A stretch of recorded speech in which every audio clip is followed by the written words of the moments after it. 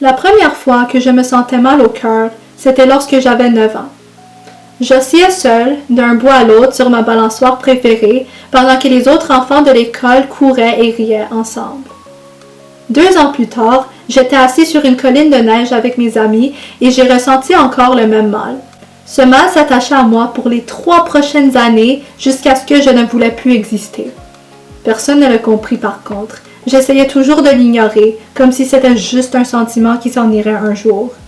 De plus, ma vie semblait assez idéale, alors mes parents ne comprenaient pas pourquoi je passais mon temps à pleurer, crier et que des fois, à l'école, je m'isolais complètement des autres. En pensant que ça faisait partie de mon dramatisme et non pas une anormalité, mes parents n'ont rien fait. Et donc, j'ai continué cette routine de personnalité double. J'étais normale pendant les printemps et les étés et j'étais super déprimée pendant l'hiver et l'automne. J'ai découvert plus tard que j'avais la dépression saisonnière et que la luminothérapie aide à le contrer. Ce n'était pas la faute de mes parents de ne pas avoir réalisé qu'il existait une telle chose, mais de l'ignorance totale de la communauté sud-asiatique. La dépression, ce n'est pas juste un sentiment de tristesse. C'est une maladie qui affecte le cerveau. Une maladie, tout comme le cancer, qui endommage de façon progressive la santé si elle n'est pas traitée. Comme la santé physique, il faut assurer que notre santé mentale est à son meilleur état. Cependant, dans les communautés sud-asiatiques, la communauté dont je fais partie, le sujet de la santé mentale est évité à cause de l'ignorance. Pour contrer ce problème, j'ai rédigé 3 étapes simples. 1. Il faut adresser l'importance de la santé mentale. 2. Il faut aborder et discuter le sujet en brisant complètement la stigmatisation. Et 3. Il faut augmenter l'accessibilité des services de la santé mentale. En premier lieu, c'est quoi la santé mentale? Avant d'adresser son importance, il faut le définir. Une grande majorité dans laquelle tombe la communauté sud-asiatique pense que c'est un foufou de sentiments, un sujet qui se rapporte seulement aux gens misérables et que le seul traitement pour les maladies mentales est d'endurcir et faire face à la vie comme un macho. Ce n'est qu'un mythe. La santé mentale, selon le gouvernement du Québec, se définit comme des changements qui affectent les pensées, le comportement et l'humeur d'une personne et qui lui rendent de la détresse ou de la souffrance. Tout comme les maladies physiques, les maladies mentales peuvent affecter n'importe qui. Alors malgré le fait qu'une personne ait une vie respectable, elle est vulnérable à ces maladies. Un autre mythe est que les maladies mentales ne sont pas visibles à part le comportement. Toutefois, 2 études récentes aux États-Unis ont dévoilé que les cerveaux atteints de dépression démontrent des irrégularités anormales dans leur scintigraphie cérébrale qui sont différentes des cerveaux normaux en santé. Il y a une différence visible physique. L'Organisation mondiale de la santé déclare que la dépression est la 2e plus grande maladie après les maladies cardiovasculaires et que si elle n'est pas traitée, elle peut mener à la mort à travers la négligence des autosoins. Une personne sur 5 souffrira d'une maladie mentale. Alors, toutes ces raisons nous amènent à constater que le sujet de la maladie mentale est important. La 2e étape est d'être capable de discuter la santé mentale dans les communautés sud-asiatiques en brisant la stigmatisation provenant des méconnaissances culturelles. La stigmatisation est un genre de discrimination comprenant des paroles et des actions qui déforment de façon péjorative un sujet ou un groupe de personnes. Elle peut mener au rejet et à l'exclusion sociale et elle est la conséquence des méconnaissances. Dans les communautés sud-asiatiques, être victime de stigmatisation à cause d'un problème de santé mentale est courant. La campagne Time to Change, fondée en Angleterre, qui a pour but d'éliminer la stigmatisation, a rédigé un rapport en 2010 qui observait les attitudes de la communauté sud-asiatique à Londres envers la santé mentale. L'article liste les 6 plus grands problèmes qui guident la stigmatisation dans les communautés sud-asiatiques. Je vais essayer d'abréger leur recherche qualitative de problèmes et des conséquences. Et donc, le premier problème qui se retrouve dans les communautés sud-asiatiques est la honte, la peur et la confidentialité des maladies mentales. La santé mentale est un sujet tabou rempli d'inconnus qui encourage le bavardage négatif dans la communauté. pour cette raison, les gens sud-asiatiques atteints de problèmes de santé mentale veulent cacher leur diagnostic pour sauver la réputation familiale. Le deuxième problème, ce sont les méconnaissances des maladies mentales. L'obscurité et le manque d'éducation des maladies mentales sont à la base des méconnaissances. Trop souvent, à la faute de la sous-estimation de la gravité de ces maladies, les membres de la communauté ne les acceptent pas en tant que problème et donc ne veulent pas mettre l'effort de les traiter.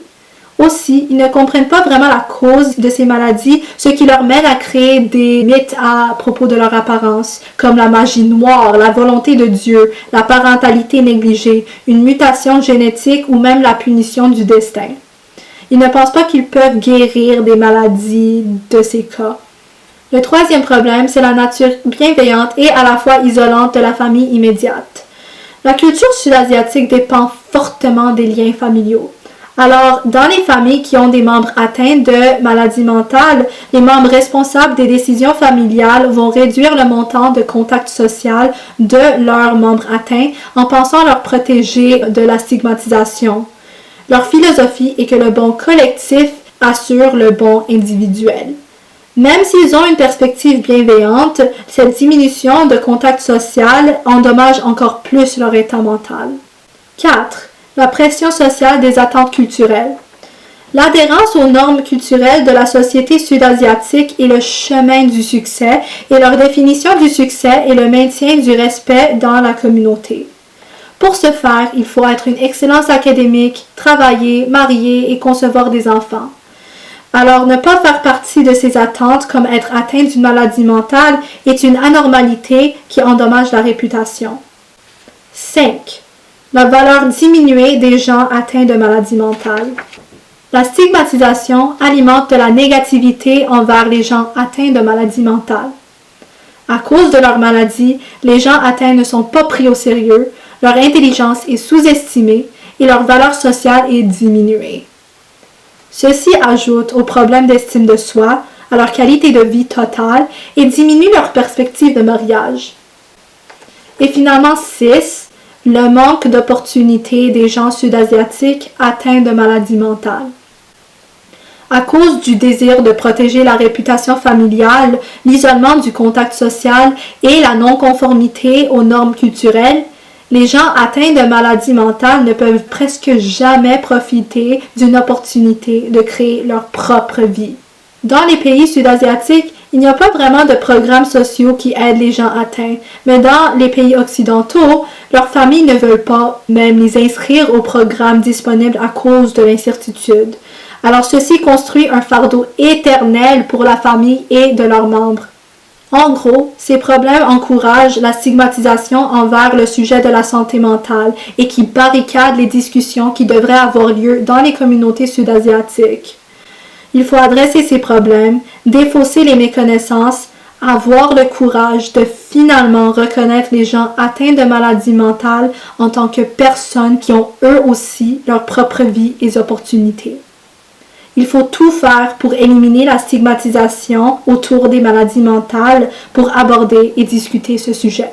Enfin, il faut augmenter l'accessibilité des services de l'aide de la santé mentale. Même si quelques membres de la communauté sud-asiatique sont ouverts à l'obtention de l'aide, il est difficile à acquérir à cause de 2 obstacles.